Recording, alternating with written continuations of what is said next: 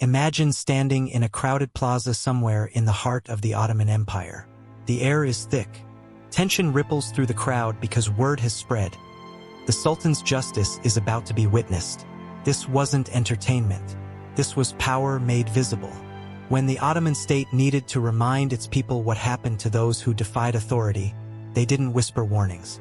They made examples that were impossible to ignore, impossible to forget. In 1420, a man named Sheikh Bedreddin learned this lesson the hardest way possible. He had been a respected figure once, a scholar, a judge, someone whose opinion carried weight in Ottoman courts.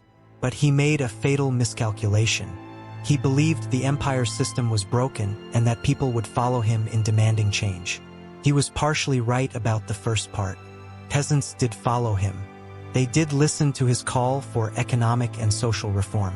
They saw in him a reflection of their own suffering. The Ottoman authorities, however, saw something else entirely, a threat to the very foundation of their control. When his rebellion crumbled, Sheikh Bedreddin was dragged before the Sultan. His past accomplishments meant nothing now. His education, his piety, his former status, all of it evaporated in the shadow of his betrayal. In the town of Serez, on a day when crowds gathered to watch, the sentence was carried out with a sword. A single, decisive stroke. His head separated from his body in front of witnesses who would carry that image home, who would tell the story to their children, who would ensure that the message endured for decades afterward. The message was simple. Defiance of the Sultan had only one ending. But beheading, swift as it was just one tool in the Ottoman arsenal of control. When the empire wanted to permanently mark a transgression on the body itself, they reached for the executioner's blade in different ways. There were those whose hands met the same fate that Sheikh Bedreddin's head did. Thieves, rebels, those caught stealing from the state. Their punishment was immediate and irrevocable. Imagine the moment when an amputee first tried to grip something after their sentence was carried out.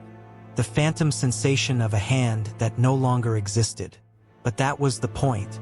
The Ottoman judges didn't view this as merely revenge. They saw it as prevention. A man without hands couldn't steal, couldn't wield a weapon, couldn't threaten the order that the empire had constructed. And the crowds watching understood this logic perfectly. The mutilated body served as a walking, living warning. Sometimes the Ottomans wanted to inflict pain without permanent scarring. For this, they employed the falaka, a punishment so simple it's almost deceptive. A rod, the soles of the feet. Repeated strikes that didn't break skin but did something perhaps worse. They destroyed a person's ability to move. Soldiers who stepped out of line received this. Slaves who disobeyed. Even students who showed insufficient respect to their masters. The victim would be held down, sometimes in public, and beaten until they literally couldn't walk. Days would pass before the soles of their feet healed enough to bear weight again. It was humiliation disguised as discipline. And it worked. The psychological impact of being rendered immobile, of being forced into helplessness in front of others, often mattered more than the physical pain itself. When the state wanted to send a message across distance, they used the rope. Hangings occurred in marketplaces and squares, places where crowds naturally congregated. The condemned would be left suspended, the body left to hang until it began to decompose, until it became a public fixture rather than a person. Some variations of this punishment involved hooks or improvised structures that prolonged the agony. The Ottomans weren't trying to kill quickly here. They were trying to kill deliberately, visibly, in a way that no one could miss or misinterpret. For murder, for theft, for rebellion, the rope answered all of these transgressions.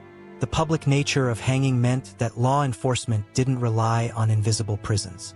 The entire community was the warden. There was a category of crimes, however, that required something far more severe than mere execution.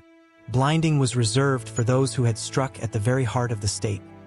Traitors, conspirators, those who had looked directly at the Sultan's power and decided to betray it. The method was crude but effective. Sharp instruments, eyes removed, the victim left unable to see the world they had tried to undermine. There's a particular cruelty in this punishment that transcends pure pain. The loss of sight, in a society where visibility and movement were essential to participation in daily life, was a living death. The blind person became dependent, invisible in return, stripped of the ability to move freely through the world. They existed but diminished. The Ottoman authorities understood that for some crimes, rendering someone powerless was the appropriate sentence. Not killing them, but removing their capacity to ever act in the world again. But there were transgressions that demanded something even more extreme. Those who had sexually violated the boundaries the empire held sacred, or those whom the Sultan had decided to punish in the most devastating way imaginable, faced emasculation. This wasn't just physical mutilation. In Ottoman society, a man's lineage and his legacy through children were fundamental to his identity and his place in the world. To strip a man of his ability to procreate was to render him socially dead while keeping him biologically alive. He would walk through the world knowing he had been unmanned, knowing that everyone who saw him knew it as well. The psychological weight of this punishment often exceeded the physical trauma. The victim lived on, but as something less than what he had been. And then there was impalement, the most grotesque execution the Ottoman state employed. A sharpened stake driven through the body. Not quickly, not mercifully. The victim might hang there for hours, sometimes days, dying slowly while fully conscious. This wasn't punishment. This was an announcement. This was the Ottoman Empire declaring to anyone watching that they possessed not just the power to kill, but the authority to kill however and whenever they chose. It was the ultimate demonstration that state power had no limits, no mercy, no restraint. Impalement was reserved for the worst crimes, for those whose very existence had become a threat to everything the empire stood for. The brilliance and the horror of this system lay in its specificity. Each punishment told a story. Each method sent a different message. Losing your hands meant you had violated property and order. Losing your sight meant you had betrayed the state's trust. Losing your ability to stand meant you had failed to show proper deference. The Ottoman rulers understood something that modern societies often forget. Punishment isn't just about the individual being punished. It's about everyone watching. It's about creating a collective memory of consequences that no one would want to experience.